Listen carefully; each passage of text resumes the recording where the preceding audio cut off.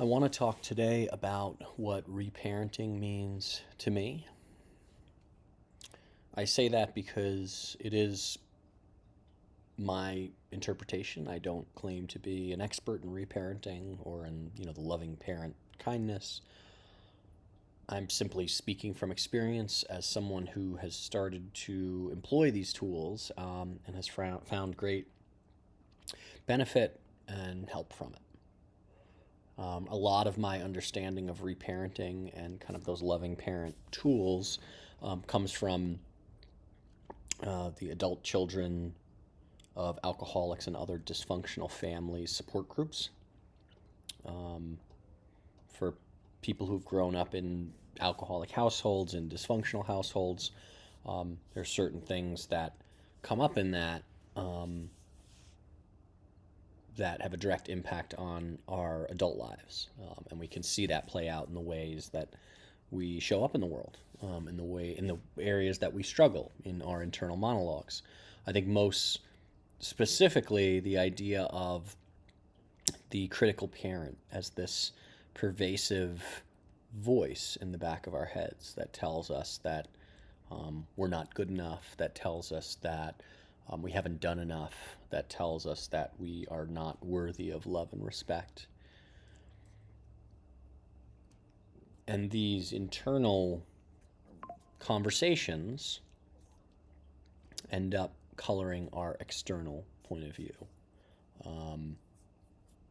It ends up that critical voice then is shining a light on others in a critical way and picking apart what they're doing and saying that they're not doing enough, or that my anger is a direct result of something they've done.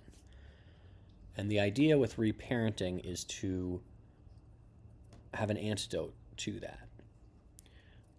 Reparenting can help even if you didn't grow up in a household where your parents were actually critical of you.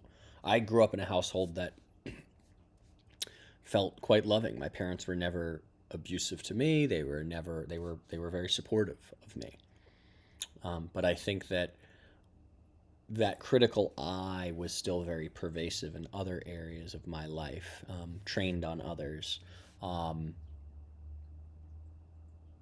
so, undoubtedly, growing up in that environment, my own critical eye was very well honed.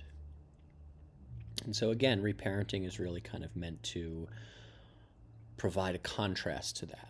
That's also why we sometimes refer to it as the loving parent. It's the parent it's the voice, that inner parent that brings, as they say in ACA, Adult Children of Alcoholics, reparenting with gentleness, humor, love, and respect. And those are important traits of the loving parent work.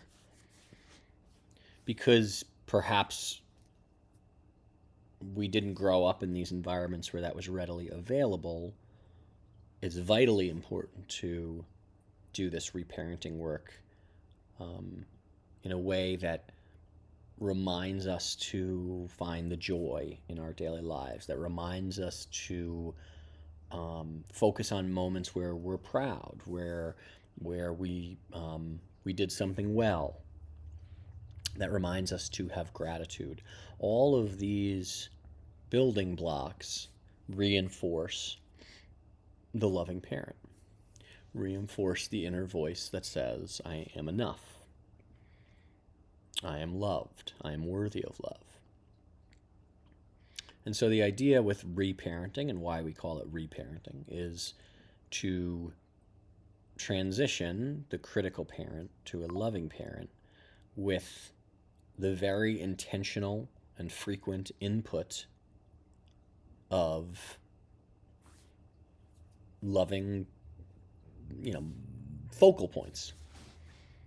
Reprogramming our brains to focus on the positive instead of the negative, to focus on the stuff that we can control and leave aside all the things we can't control.